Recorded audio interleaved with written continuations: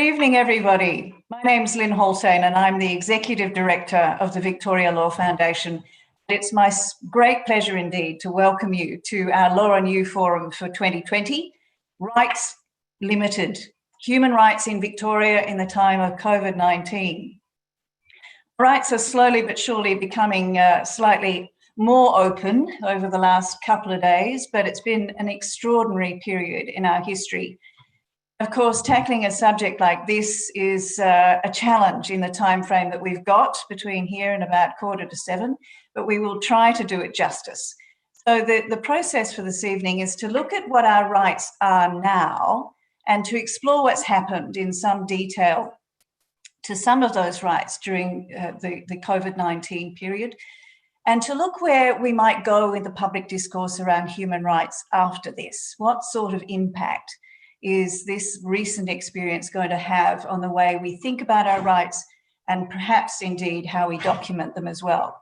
And I'm hoping we will have time for questions at the end, so please feel free to put your questions into the Q&A chat at the bottom of your screen, and to also vote up any questions that you see that have been put by other people that you are particularly interested in hearing about also. Before we get underway, I would like to acknowledge the traditional custodians of the land where I am this evening, the Bunurong people, and also the traditional custodians of the land on which our office stands, the Wurundjeri people, both of the Kulin Nation. We recognise the abiding connection to this land and its waterways, noting that that was never ceded by these peoples. It's my privilege to pay respects to their elders and to all the generations who have nurtured these lands for over 50,000 years and continue to do so today. I also welcome elders and community members from other nations with us this evening. We believe that acknowledging the past is an essential step in building a better, more equitable future. We recognise the impact of colonisation, its legacy of injustice, and the marginalisation of the Wurundjeri, the Bunurong, and other Aboriginal and Torres Strait Islander peoples. The work of the Victoria Law Foundation aims to break down the barriers to justice for all Victorians through research, education, and grants. And we are committed to making a sincere and positive contribution to a better justice system for all of us, especially those vulnerable and in most need. Well, as we're all very well aware, COVID-19 has revealed some extraordinary weaknesses in our systems and our institutions over the last 8 months or so. And these tensions and flaws are apparent all over the social, political, economic, and cultural landscape. And as we're also very well aware, the way out is going to be slow and challenging, despite the last couple of days and the celebration around lower numbers. It's going to be a tricky path to pre-COVID conditions. And it seems to me that COVID-19 has put our understanding of our rights into the public domain like it never has been before. And in that process, I think it's thrown up some very confronting binaries, or certainly some language around those choices that has really, I think, put some boxes around people's understanding. And that's, I think, what we're here to do tonight, is to give that some space and some context around how to understand our human rights as they exist now. Phrases like rights versus responsibilities, which some people have described as the right to life versus the right to live, public health versus personal freedoms. They've become very polarizing, and I think that doesn't necessarily lead to clearer understanding. Human rights protections are all about finding a balance between a functioning society and personal freedoms, and ensuring that any constraints that are imposed are proportional. And that's, I think, a word that we're going to hear a lot of this evening from all our panellists. So let me introduce you to them. Dr. Maria O'Sullivan joins us. She is Senior Lecturer in Law and a member of the Caston Centre for Human Rights at Monash University. Good evening, Maria. Thank you for coming. And Mohammed Noor is a resident and advocate, and a very, very compelling advocate indeed, for the people of the public housing towers in North Melbourne. He's a resident at 33 Alfred Street, which, as you will recall, was one of the towers that was locked down in the most severe experience that we've had in Victoria. Nala Cooper is director of Marak. I got it wrong, Nala. I tried to do it. I got it wrong. Marak. Thank you. Melbourne Institute for Indigenous Development. And Hugh de Kretzer is Executive Director at the Human Rights Law Centre. It's fantastic to have you all with us. Thank you very much indeed. And I recognise the challenge of 4 exceptionally insightful panellists and an hour and a quarter of conversation. So I'm going to try and keep it short from me and hear more from you.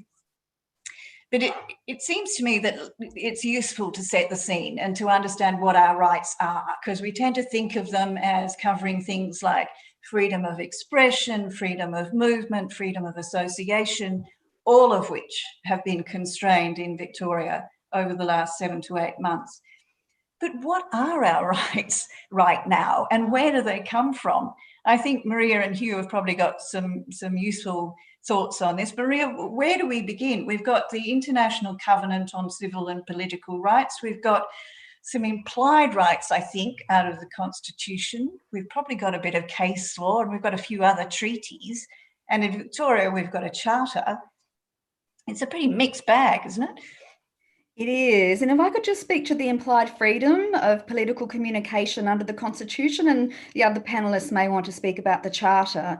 But when we talk about a right, we don't have an enforceable right under the Australian Constitution to things like freedom of expression. In comparison, Canada, New Zealand, and infamously, perhaps, the United States does.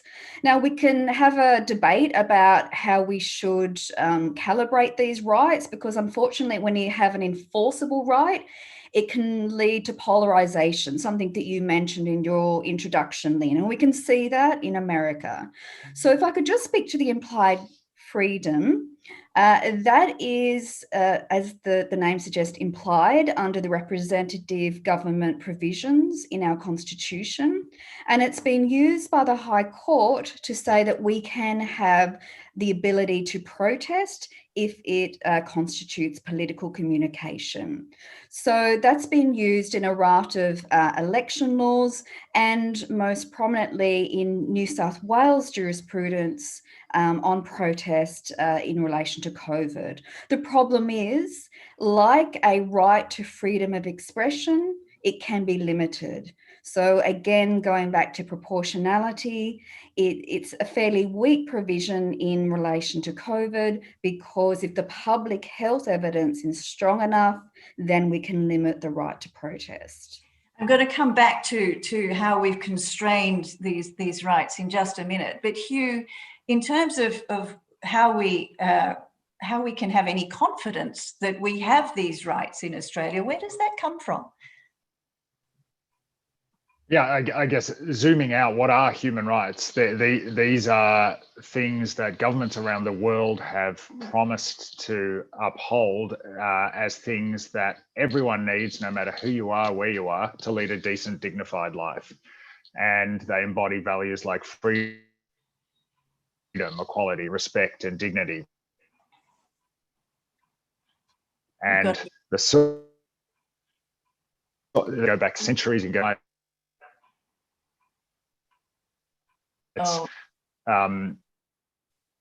Hugh, we have a small problem with your sound. Unfortunately, it's breaking up quite badly. Oh, you might be back now, but I think you were talking about the Magna Carta and similar documents. I might be back. So I suppose what we've inherited... I won't go that far back. Oh, it's always going to be the case.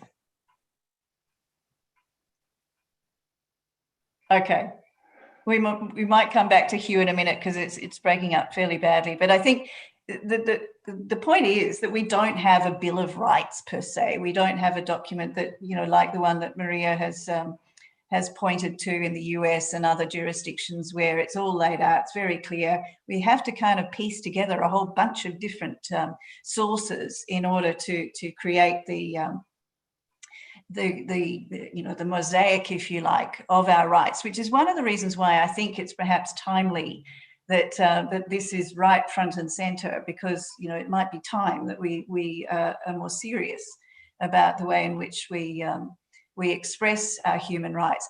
But Maria, can you just take us, before we start talking about the constraints that COVID has introduced and how that happened legally, but what does the Charter mean? Because it is a very clear articulation of human rights that applies within Victoria. So does that give us, a really valuable tool in terms of understanding what we can and can't do and what our responsibilities are? Absolutely. And I know the Charter's been criticised to some extent because it's what we call a dialogue model. So again, in comparison to the United States, it's not directly enforceable. Putting that aside, I do feel that as a cultural instrument, it does emphasize what we are entitled to. So freedom of expression, freedom of association, and importantly, in relation to public health, the right to life, which is absolute. The unfortunate thing, and this is internationally as well, is that the other civil rights like freedom of expression are derogable, or they can be limited. But we'll get back to that later. But I guess in terms of the Charter, one criticism is that with the COVID instruments, they're directions, they're executive instruments. Normally, the Scrutiny Committee in Victoria Parliament, which looks at the Charter, does that in relation to legislation. So even though the COVID directions come from legislation, from the Public Health Act, they are executive in nature. So I guess formally, that's one of the weaknesses of the Charter. It doesn't cover these executive determinations. In my opinion, though, it is still important as that cultural, and when I say cultural, I mean, the culture of the government is to think about the Charter, even though they may not be doing a formal scrutiny process. Hugh, how is your mic? Do we have you back? No, we'll go to Mohammed. Would you like to jump in there? Yeah, so I think my kind of consideration with regards to this is I'd like to just flag like two examples. So during the lockdown, we actually printed out the Human Rights Charter by Victoria, and we started to call this thing called Human Rights Bingo, where we started to kind of, as we started to keep evidence for our own kind of records and kind of observations for people, we started to cross off breaches left and right. I think the second kind of distinction that I'd like to make clear is even for us who were trying to seek the basic kind of guidance, even under the directive. So with regard to the 5 kind of, specified kind of requirements, i.e. access to health, access to fresh air, access to those kind of 5 stipulations as part of the hard lockdown, we spent the first 2 weeks working with legal services to actually get them enforced. So I mean, in the sense of examples of people refuse access to medical care, people refuse access to basic necessity. And, we end up having to take the lead in trying to kind of advocate for that kind of framework. So with regard to the wider conversation around human rights and the Charter, I think from a real world example, there are 2 fundamental concerns. One, the idea of this kind of, esoteric kind of conversation about what we believe as human rights and the kind of resulting kind of factor by that shows that this, there isn't a fundamental way for example, for us, when we found violations of human rights under our kind of situations, there was no process by which we can contest this. There was no process by which we can kind of validate this. And even under the health directive part of the COVID situation, when we raised clear examples and evidence that kind of contradicted the basic stipulations under the 5 kind of, requirements, access to health if you require it. So I'll give you an example, access to dialysis for someone who was terminal. That was still not enough to meet the threshold for them to actually seek treatment. So I think what you're pointing to there, Mohammed, is the distinction between the document and the real world experience, which I really want to dig into in a minute. But can I just go back to the link between the documentation and then the constraint? Because I think in terms of the legal inheritance, if you like, or the way in which that's navigated, we've got the Charter and the other rights that apparently apply through various different means across Australia. And then we had the introduction of the state of emergency and the state of disaster declared under the Public Health and Wellbeing Act. So Hugh, I am hoping that, that your camera or mic is functioning. Are you there with us? I'll try. Hello? Okay, we'll give it a go. So on behalf of the NBN, I apologise. I don't think you should carry that weight, Hugh. Can you just map for us the link between what we see as being our rights in principle and in document, and then what happened in terms of the constraints around them, and then we'll get back to Mohammed's point around the real experience of that. Sure. So coming back to what I was saying, human rights are these prominent. Keep going. I might try back in on my. Oh, there we go. Here we go. I think we're live. Actually, I'm going to connect back in on my phone, and that should work better. All right, we'll leave that with you, and we'll come back in a sec. But Maria, maybe you could pick that up, that these limitations were introduced by a legal mechanism, which is under this Public Health and Wellbeing Act. And then, as you said, they became executive orders. So that's the sort of legal pathway to the restrictions that we ended up with. Is that right? Yes, and Section 200 and I think 199 also of the Public Health Act are problematic in that they allow for a fairly wide suite of orders to be made. So if we go back to the legislation, it pretty much says, whatever the authorised officer wants to do, they can do if it's necessary for public health. Actually, I think our Victorian legislation is quite wide in that regard. And that came up a couple of weeks ago because the Parliament wanted to introduce preventative orders. And I, wrote a piece vehemently disagreeing with that, because normally a detention order is based on past conduct, not likely future conduct. And I was pleased to see that for various reasons, Parliament has not gone ahead with that. But that raises an interesting question, and I recognise that we'll set this aside in just a moment. But how much scrutiny is there around the introduction of these sorts of constraints? I mean, Parliament did vote that down. And it was taken out of the omnibus bill, as it was so delightfully known. So, but there's not always time for that kind of pushback and public pressure. But it would seem to me that there's this obvious tension between responding quickly, and I know Mohammed's got some really fascinating views on this, in a crisis, but maintaining some level of public scrutiny and appropriate review. Does that go out the window at times like this? The scrutiny committee actually, I think, have complained about the fact that they haven't had enough time. Now, they did make a report in relation to that omnibus bill preventative detention order. In my opinion, though, it was really civil society and pressure on individual parliamentarians which led to the change in that preventative proposal, because Liberty Victoria did a public statement, and importantly, the Bar Council of Victoria, led by a number of high-ranking QCs, also did a submission, and that was publicised a lot in the media. So I think as a whole, we can put pressure. I don't think it's just a role for the scrutiny committee, because, as you say, sometimes they don't have enough time to address these legislative measures. So, Hugh, is it really a valid and valuable document at times like this, the Victorian Charter, given that government is required to make reasonable and proportionate responses, but it's under immense time pressure. There is the very heated environment of a rampant virus, and things fall by the wayside. Is that always going to happen? You need to take yourself off mute. Okay. All right. How's that? Good. I'm on my phone. Hopefully All right. we're working all right. Apologies, everyone.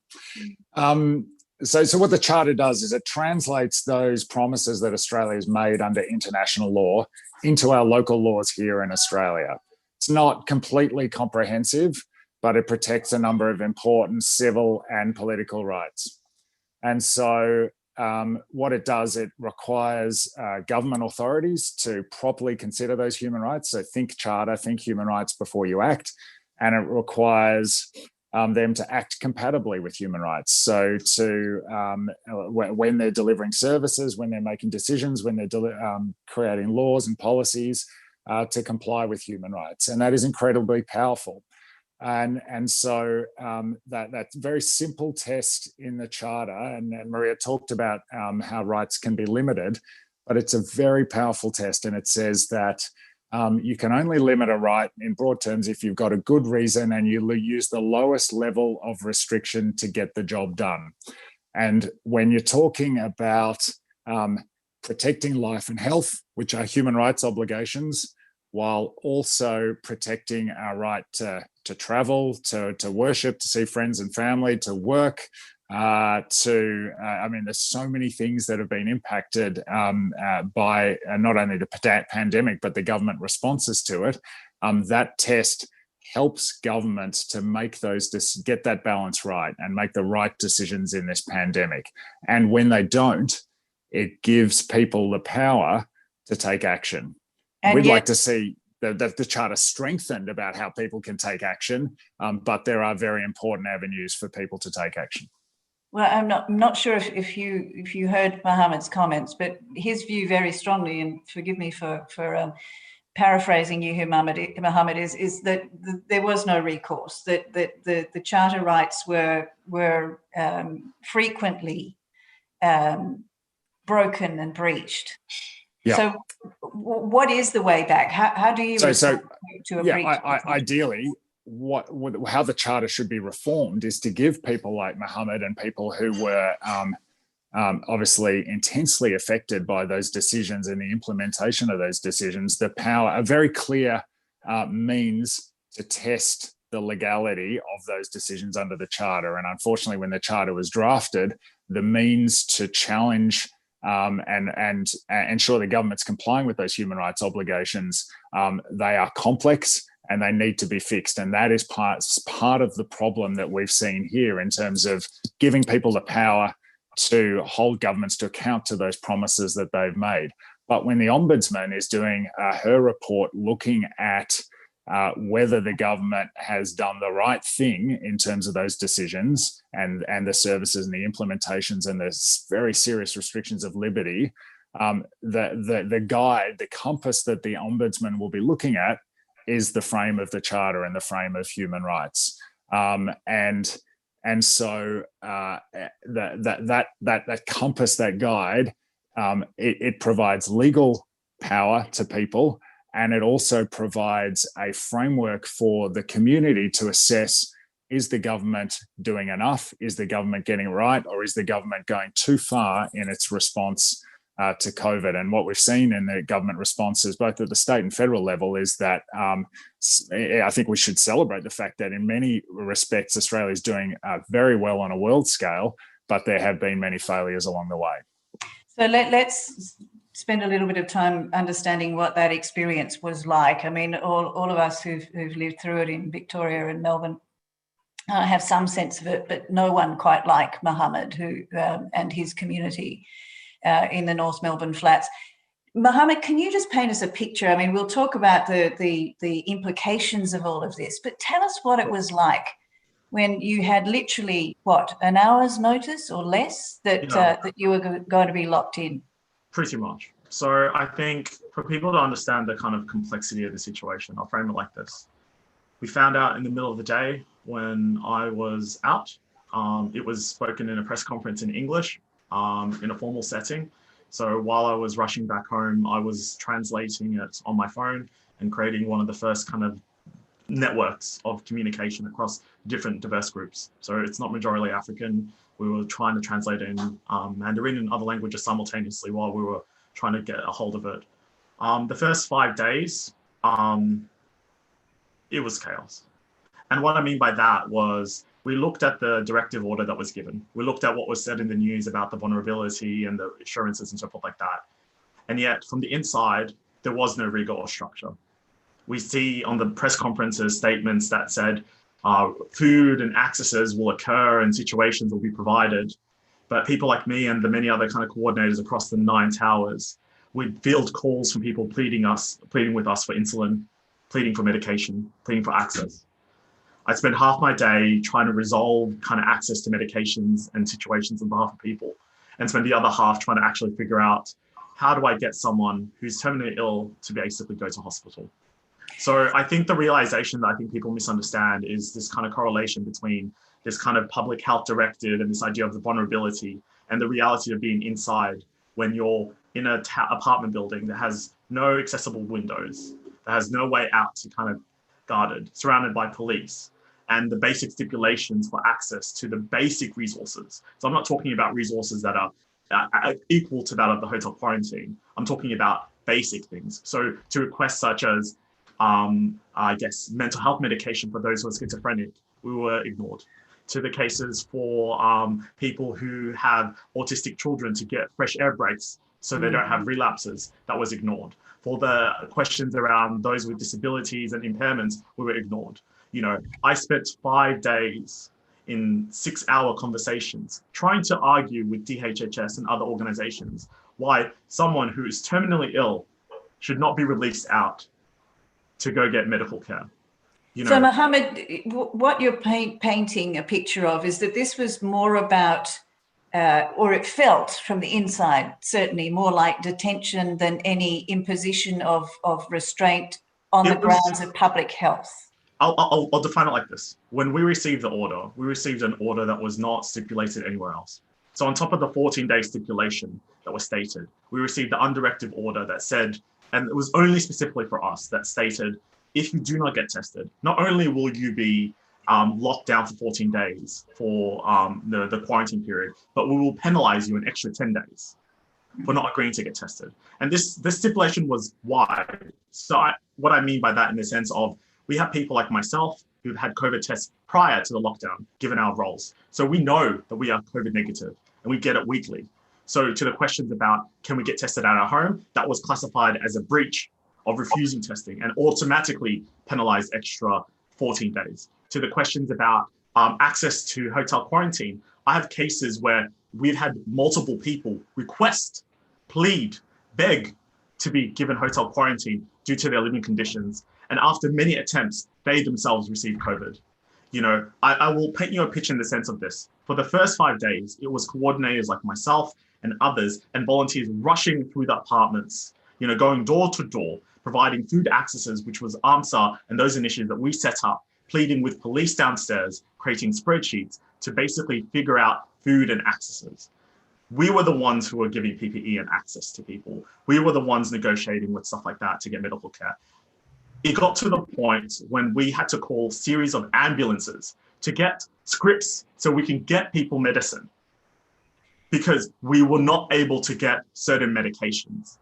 So if I need to paint you a picture about experiences about the deteriorable nature, I have had children beg me, literally beg me for animals because the dog was given the right to go for a walk and the child was not. Yeah.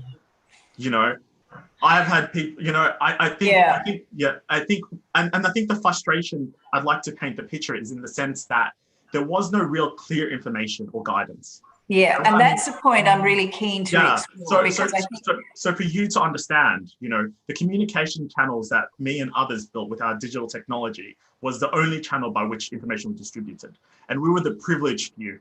And what I mean by that is, it did not factor in those who had disabilities. It did not factor in those who had no communities. There was no direct line of channel. There was no access for those who did not speak English or have technologies. So we literally created overnight a digital infrastructure and a model to try to counteract this, bringing in talent and expertise from around the world to try to address this ourselves, because there was no governmental measure to address this. To the questions about... Yes, you know, what it reveals is you know, the enormous challenge in these situations, but also, as you said, the failure around communication and clarity that I think was evident in your experience.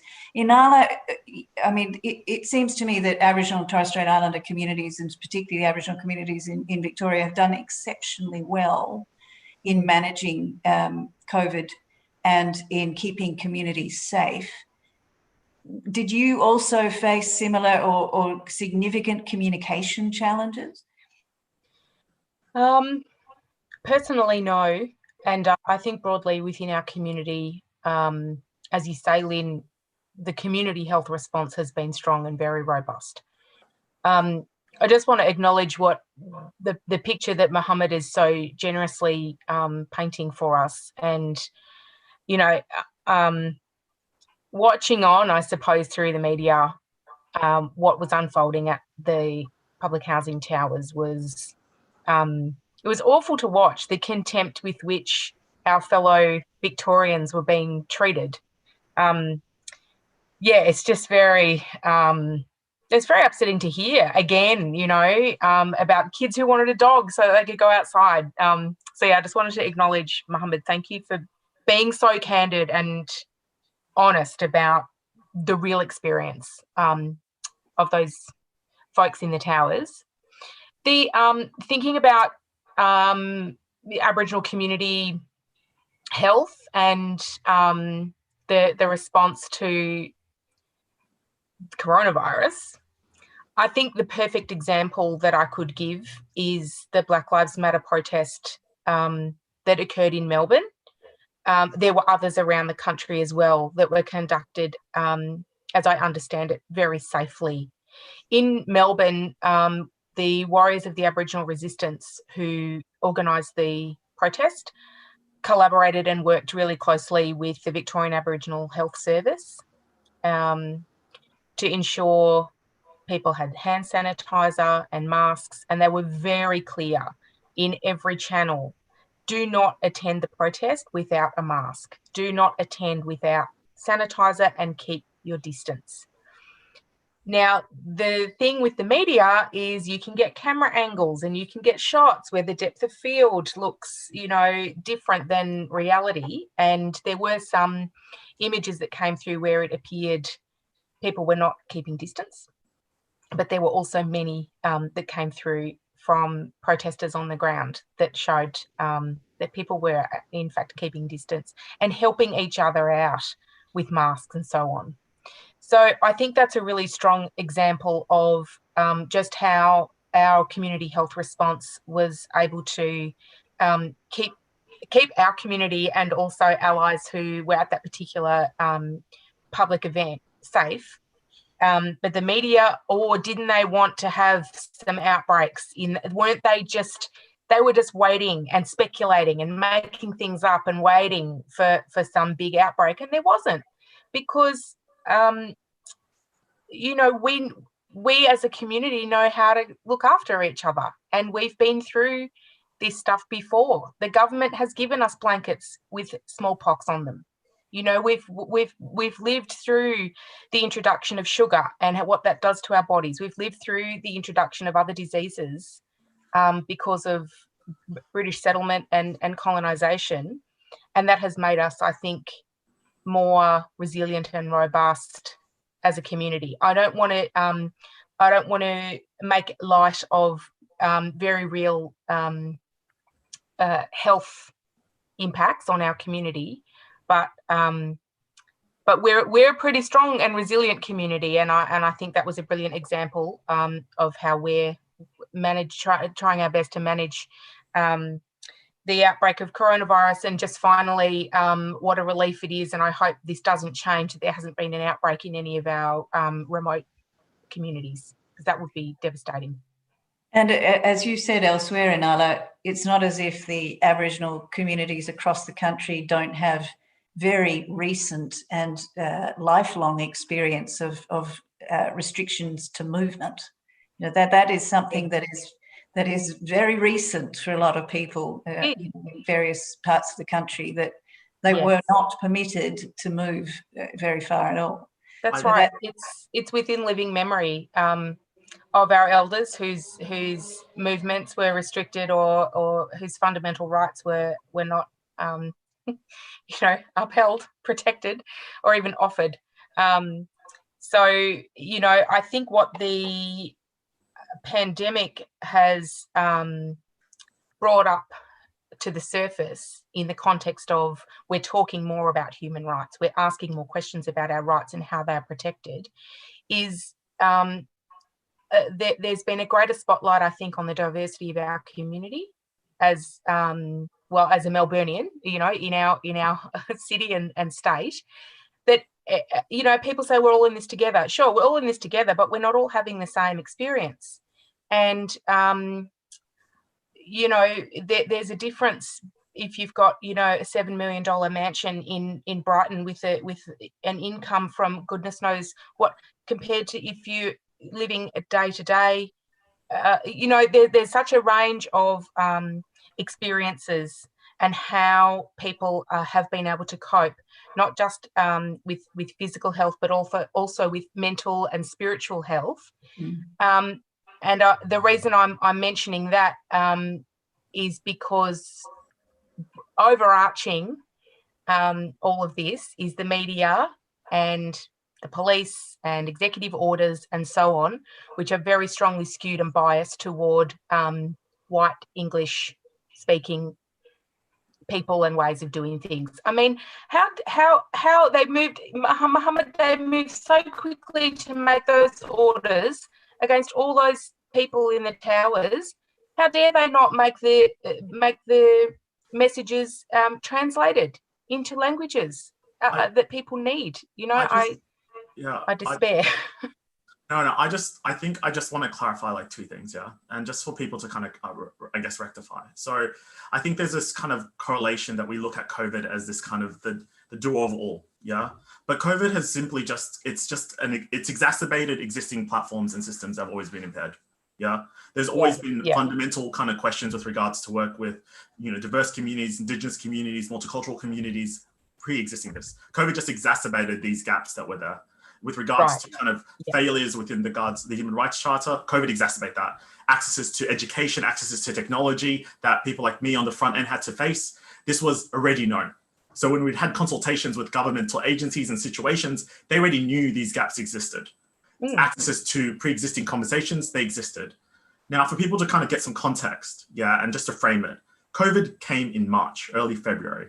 So from March to July, the public housing towers and residents in them protected themselves with no safety measures, with no aspects.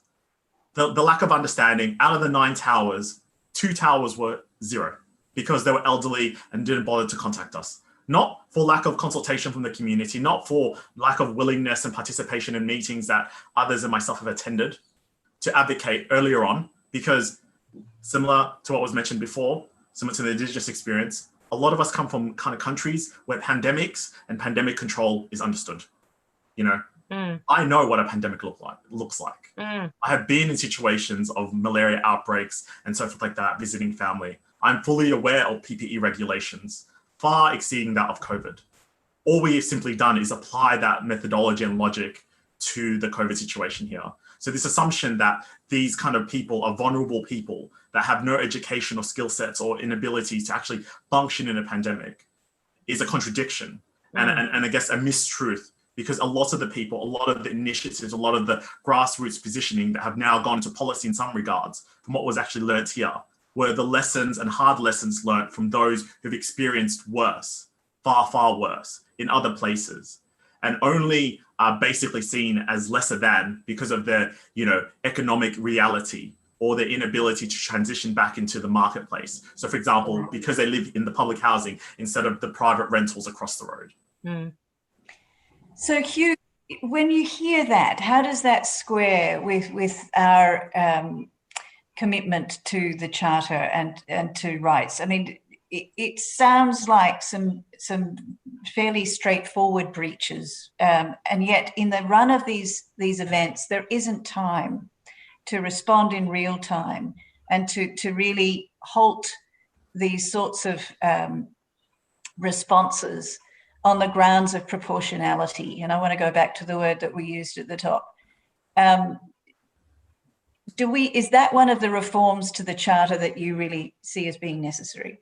I was going to say first that when those police were sent in with no notice to the towers to lock them down and detain everyone in there, I was detained in the Ridges Hotel at the time in quarantine, returning from the US with my family. And what we saw with the quarantine program and the failures there, and I gave evidence to the quarantine inquiry, as soon as I saw the news about what was happening to the towers in North Melbourne and Flemington, it was patently obvious to me that the kind of things that Mohammed just described were going to happen. Because, I mean, the quarantine program, setting up a program at a day or two's notice to detain thousands of people is an enormous logistical challenge with huge human rights risks. And what we saw at the Ridges Hotel 3.5 months after that program had been set up, 3 months after, was that it shocked us in terms of the things that still weren't right. And that's come out through the hotel quarantine inquiry. And so that lesson hadn't been learned. And instead, what was done was a decision to effectively repeat that failure on a very targeted population. This, let's be clear, this would not have happened if it was middle class private rental towers. So for me, there was absolutely a discriminatory element to what happened. And Mohammed's talked compellingly about the lack of trust in the community's ability to work with government and NGOs and community organizations to actually ensure an appropriate public health-led response, not an enforcement and police-led response. And so that was our experience when we were looking at what was happening from detention in the Ridges Hotel. I mean, we have to have perspective here about the scale of the challenge that governments have in terms of responding to this pandemic. That's no excuse for some of the failures that we've seen, but it does explain, I think, some of the problems that we've seen. I mean, what's happening with the hotel quarantine inquiry is showing how things can go wrong very quickly in this situation. If we look at the curfew, for example, we were pretty shocked, I think, to hear the chief health officer say it's something he didn't ask for. And then the police came out and said, oh, it's something we didn't ask for. And the public health and wellbeing legislation under which these powers are being exercised and these sometimes severe restrictions are being posed requires a very strict public health justification for these measures, as does the Charter. You have to have a good reason for limiting people's rights, and you need to do it in the least restrictive way possible. And I haven't followed closely that curfew case, but it is an example of where the Charter can be used. Here, we're talking about freedom of movement to test whether government action has complied with human rights. And that's entirely appropriate. What you want happening is that happening in a very preventative sense. And this is where, over the Charter's history, it's done its best work. If the Charter's working properly, human rights are never breached, because when government is working out what policy or action or service or law to try and implement, it goes through a human rights checklist to say, are we engaging human rights here? Are we limiting human rights? Is there a good reason for it? Is there a less restrictive way to achieve that goal? Here we're talking about protecting life and health without unnecessarily restricting human rights. And that's what the Charter does. It is powerful. It needs to be improved. We need a charter at the national level. We've only got charters in Queensland, ACT and Victoria. But it does provide that guide to governments to help get these decisions right. And let's be clear, they're agonizingly hard decisions. But again, that's in my mind no excuse for the kind of failures we've seen that Mohammed's talked about.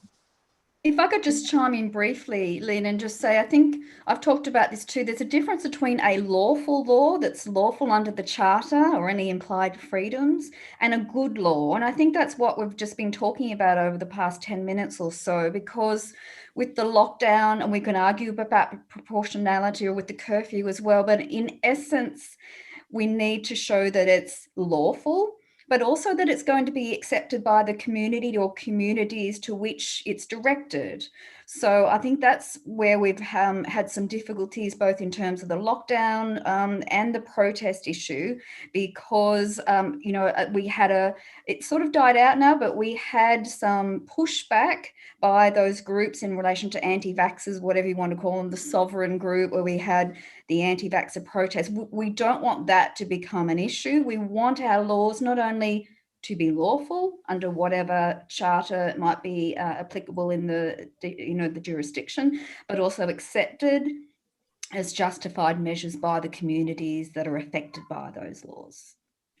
I think that's a useful distinction. Mohammed, I want to pick up though and come back to you on Hugh's comments, because you've used the phrase when we've had conversations in the past, accelerated rigor, which I thought was a really neat requirement, if you like, that we need to be able to respond quickly, but with significant levels of scrutiny and rigor. Is that basically I think that's a fair position. So I'll take it from my actual, what I do for a living. And I think there's complexities with regards to kind of policy. And when you look at it in the sense that most governmental, and what we've seen in the lockdown was this idea of kind of processes that were developed in these kind of cyclical processes over a number of years. Yeah. So the idea of there's checks, there's balances, there's committees, there's meetings, etc. And that's fine in the day-to-day kind of purpose when you're trying to do planning, permits, or all those type of things, or development or stuff like that. But it doesn't actually work when you're actually forced to come to terms with pandemic and quick responses, where the reality is that maybe one agency, be it DHHS and stuff like that, may not be the only agency or may not have all the capacities to do that. I think we have to step away from this kind of notion that this one place holds the key. The idea is we need to put our kind of leniencies, positions to the side and go who is the leader in this expertise? Who can get us the answers the quickest, and actually provide some structure to do that and actually continuously develop that. The idea, I think, with the lockdown and what we found and what we still find is this idea that, it was speed.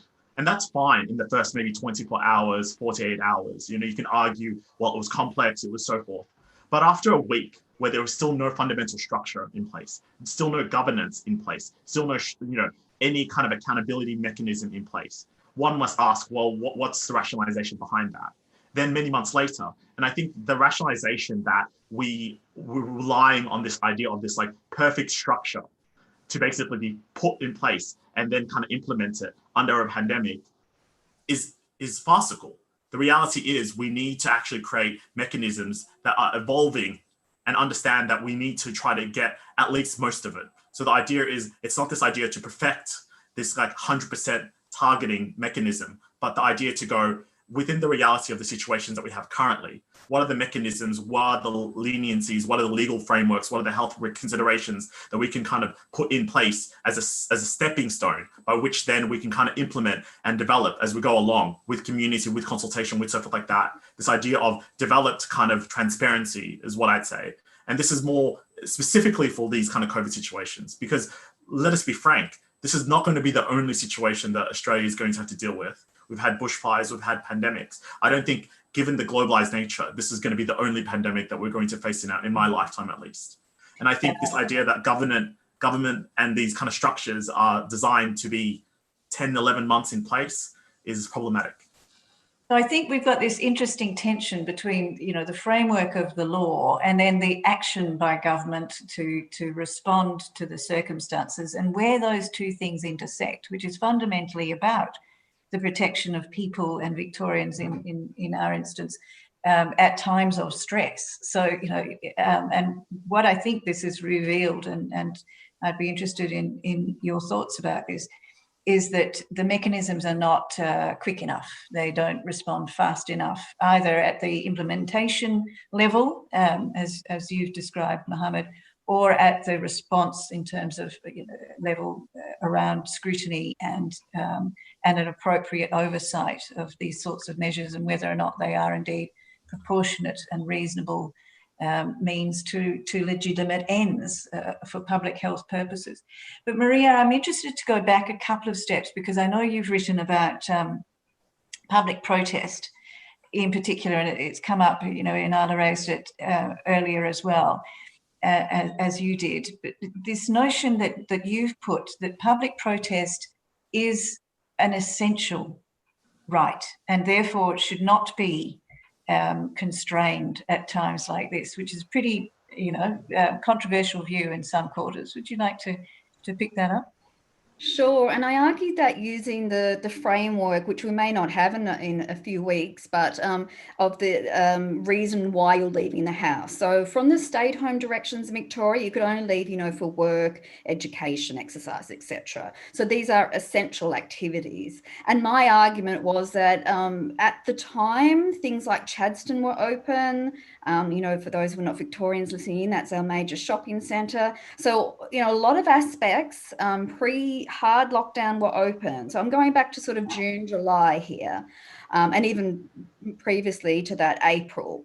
And so what happened, for example, in April is that a group of protesters that were very concerned about the health and welfare of refugees in immigration detention in a hotel called The Mantra were fined and arrested, even though they were adhering to the restrictions at the time. In April, it was already about social distancing, and so they did a car convoy, 2 people to the car, all adherent to social distancing. However, they got arrested and fined because they didn't leave for an essential purpose. So that's really where I was getting that argument.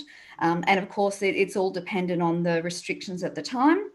But going back to that period, I would argue that protest should be seen as an essential activity. And in fact, as I said at the start of this seminar, that is actually, you know, recognised in the representative government provisions of our Constitution, the so-called implied freedom of political communication. So as I said, you know, in my pieces for the media, if Chadstone's open and people are going to Chadstone, they should be able to adhering to social distancing protest. Now, the problem, I guess, that some people would say to me is, well, in Chadstone and other shopping centres, the foot traffic can be regulated. By that, I mean, you can have a security guard at the entrance and exit. There can be a clicker. And I take that point.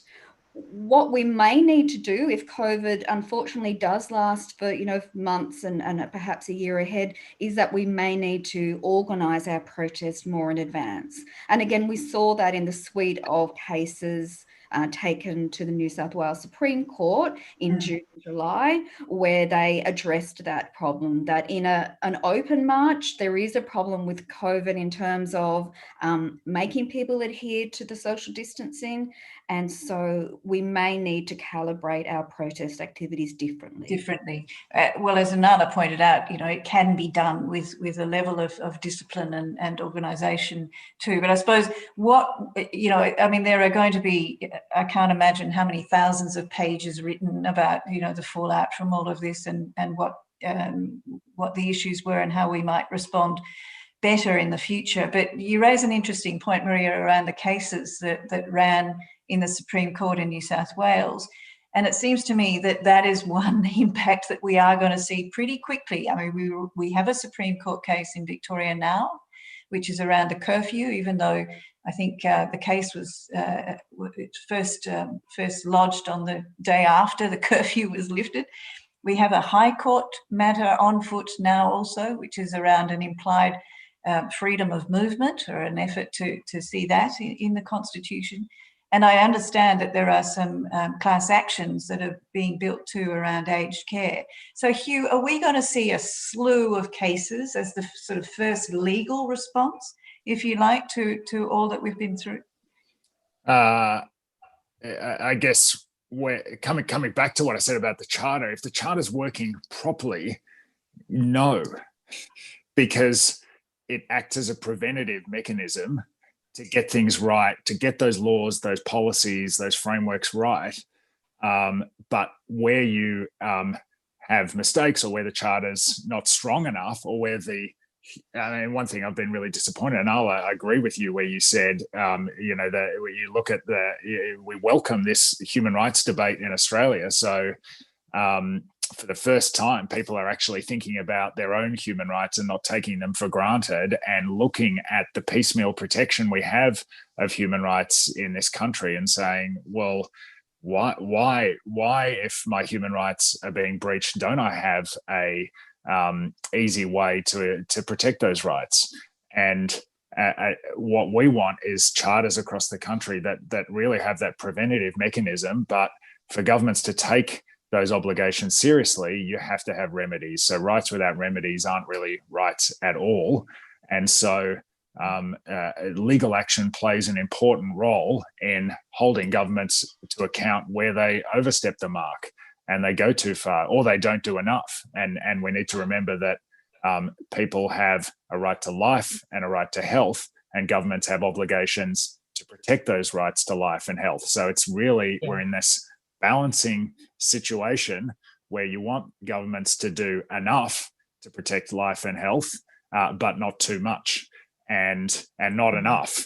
And that proportionality test saying you can limit rights, but only if you've got a good reason and you use the least restrictive means possible, is that powerful test to help get that right. So yes, we'll see more legal action.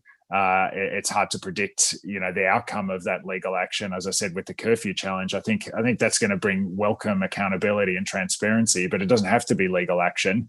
You want it to be happening in a preventative way, and also things like the hotel quarantine inquiry or the Ombudsman's investigation, or the investigation that happened with the Ruby Princess in New South Wales. There's an inquiry in the Queensland Parliament around its health response, and the Queensland Human Rights Commission has put submissions in to show how the Queensland Human Rights Act, that only came into force this year, has really helped, because unlike Victoria, there is a dispute resolution, a complaint procedure to the Commission that allows them to mediate complaints. And they've given examples there of people in quarantine who have been in all sorts of distress, you know, people with disabilities who have just been not coping with 2 weeks locked in a hotel, often with very limited outside time, exercise, fresh air and the like. And they've complained to the Commission, the Commission's intervened, and there's been a safe resolution where they've been able to isolate safely at home. And that's a charter working as it should.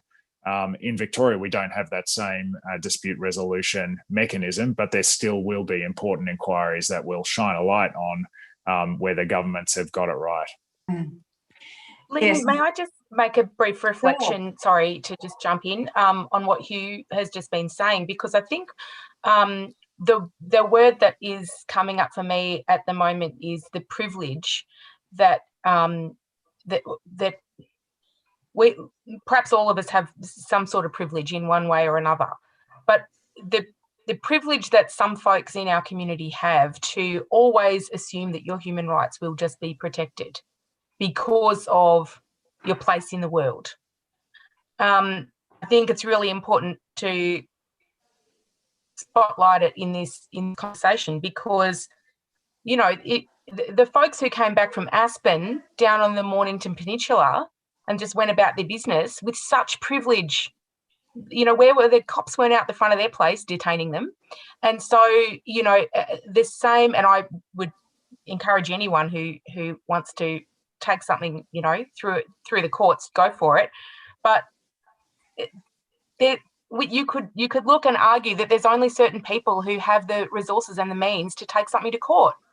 And for those of us in our community, you know, whose rights we've been fighting for, our rights for hundreds of years, we become experts in human rights because of their absence. And we saw that with, you know, Mohammed's talking with us about the towers. So I think what COVID has been doing with bringing the conversation to light is bringing all the privilege to light, and that's showing us the different place that we each have in our community, the different realities and lifestyles that we have, and that 100% in this context is going down to how our human rights are protected and how we imagine they're protected.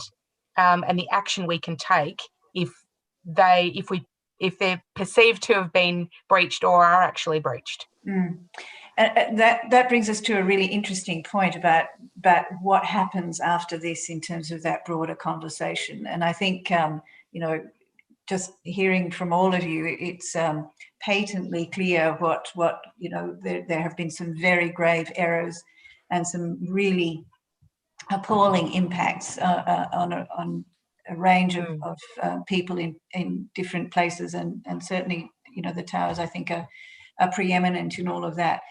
But is this a moment where, for better or worse, people are talking about their human rights, whether or not it's from a very privileged point of view, and there's certainly been some public utterances that some of us would probably hang our heads over. The woman at Bunnings. Women at Bunnings. My rights are being infringed. But for the first time, it seems to me, certainly in my living memory, that's a phrase that Australians don't generally utter. We tend to think of human rights as being sort of offshore, that's something that happens in developing countries, or it's something that Amnesty deals with. It's not something that we talk about as being directly related to our experience. So I suppose that this opportunity that it might present to bring this discussion back into the centre of public discourse. But Maria, it seems to me that, as we've discussed, a la Bunnings lady, there's a lot of misinformation out there, and there's a lot of confusion, and there's a lot of willful distortion of fact and information. So, that makes having these sorts of conversations challenging at this time. Maybe it's too close to the action. What do you think? I do think that hopefully people have a better understanding, for example, again, speaking of the Melbourne lockdown, what it's like to have your freedom of movement restricted.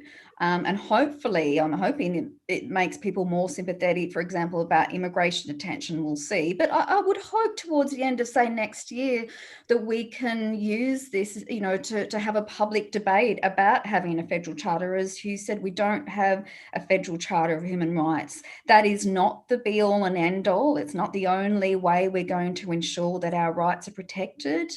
I mean, one thing we can do is, teach human rights more in primary and secondary school, for instance. And I've got colleagues who've been at the forefront of that argument about human rights education, informed human rights education.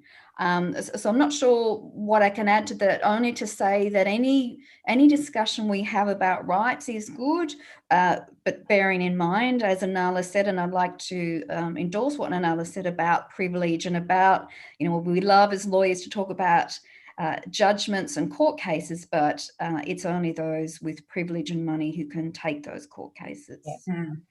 Hugh, what do you think? I'll come back to you, Mohammed, but Hugh, just in terms of the opportunity that this offers, I mean, you've talked about the prospect of a national charter or spreading, the word about charters to other states. Is this the right time?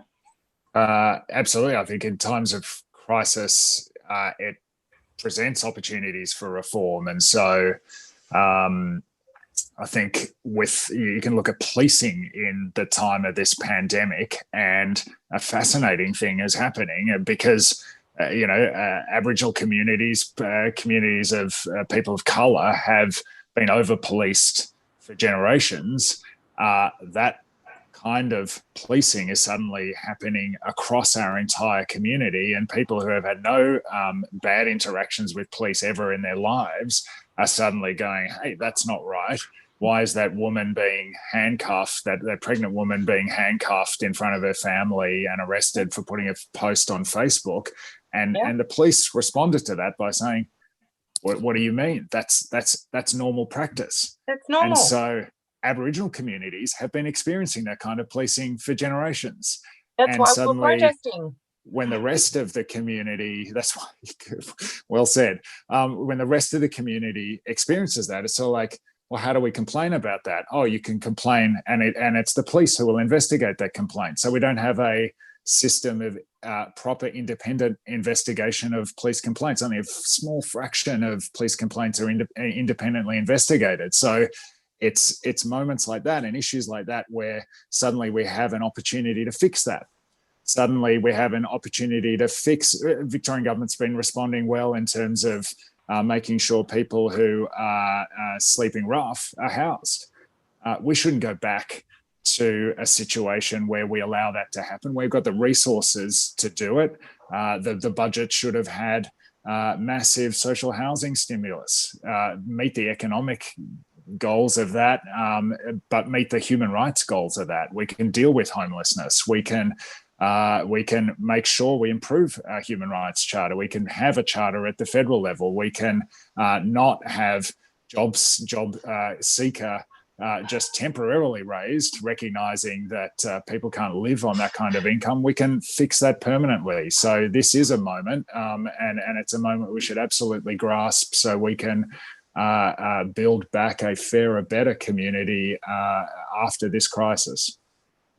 Mohammed, do you share Hugh's optimism? No. And the reason I'll frame it like this, and I think it's an Allah's position. I think the conversation is a privileged position, and that statement in itself about the opportunity. And what I mean by that is, for the majority of Victorians, they're now leaving lockdown and returning back to the realities. COVID isn't over for us. If you ask any one of us, we still do not have strategies as to tell me how another lockdown will not be prevented. What are the risk assessments? What are the strategy health assessments? Are the buildings safe? It is October. None of us have received any documentation outlining that. So in terms of, can this happen again? Yes. I think the reality also is this expectation that to come with that determination about the future assumes a base understanding of safety and security at the present. My community and the communities that I guess I'm here have not got that. And I think that is the reality. The lockdown didn't just end and then we were back to normal. It was, till now, many months for the reality of this kind of conversation. In terms of, I guess, the wider conversation about human rights, similar to Anala, my community is fully aware of its rights and legislations. We have protested, we understand the Black Lives Matter kind of conversation. And I think Australia is having a tentative conversation about policing. You know, I'm fully aware of what the implications are. I don't think there's going to be this broader reform of which we speak of, because the question assumes that people will be invested in this conversation after the fact when they return back to their lives. And my concern is that what we experience and the reactions that we experience in the media and the vitriol and the assertions and the racial tropes and the positioning and that kind of thing, you know, on the most, and I quote, most vulnerable of society should be up in arms. How could we be in October for the so-called most vulnerable of the community, and yet I have no strategy to tell you how to prevent a further lockdown from occurring a week from now if a case cluster appears in the towers? Millions were spent, policing actions, news media, thousands arrested, thousands locked down and caged, and yet no process in place. So in Hugh's kind of conversation about the inquiries and the situations, what my community and what we're seeing in kind of that is relating in clusters in suburbs, because like it or not, you know, the flats were just a smaller example of wider systemic issues. Yeah, we're seeing it repeated time and time again in different communities that look slightly different to people like me, in different makeups.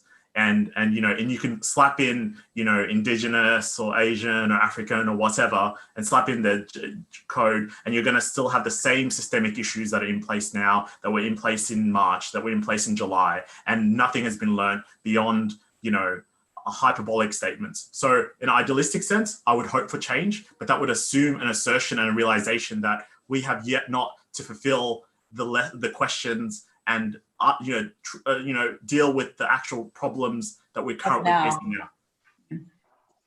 Yeah, no, that's a completely understandable position.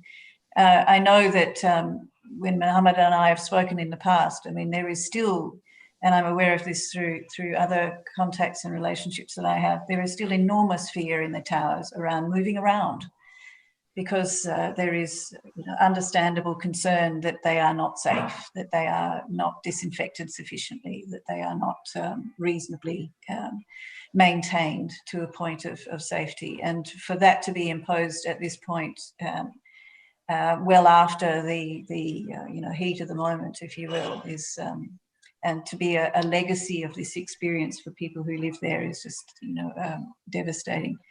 There is a lot to learn, and as you say, Mohammed and Hugh, I hope that we're in a position to learn some lessons and to make some significant changes. But Inala, I just wanted to put this finally to you. Is it crazy to imagine a moment that we could have a national conversation about our human rights and the expression of them and the protection of them, and an appropriate response to the Uluru Statement from the Heart at the same time? I don't think that'll happen with a Commonwealth coalition government. If you voted for this government and you come to me and say you're an ally, this coalition government is not about people like us, people in the towers, human rights, So I remain hopeful. I get up every morning and I continue to hope and work and, and hope that the work I'm doing is making some positive change. On the Uluru Statement from the Heart, which was described as a gift to the nation, if only it was accepted so graciously. Malcolm Turnbull, I think, personally described it as creating a third chamber of parliament, which was a lie. I think my hope is, and perhaps I think it will take a change in government before we see a commitment to what the Uluru Statement was calling for, a voice to Parliament, constitutionally enshrined. I think the whole constitution should be rewritten. I think we should turf out the one we've got and start fresh. And I suppose that's that's kind of where I'm going with this, is that there is an opportunity to have perhaps a really big conversation about there is rights and I mean and the place of First Nations peoples. Definitely. And, Gillian Triggs, when she was at the Human Rights Commission, did an enormous amount of work and poured, all of her professional and personal effort, I think, into trying to achieve better protections for our human rights. I've had my dad and my auntie, both as Aboriginal and Torres Strait Islander social justice commissioners.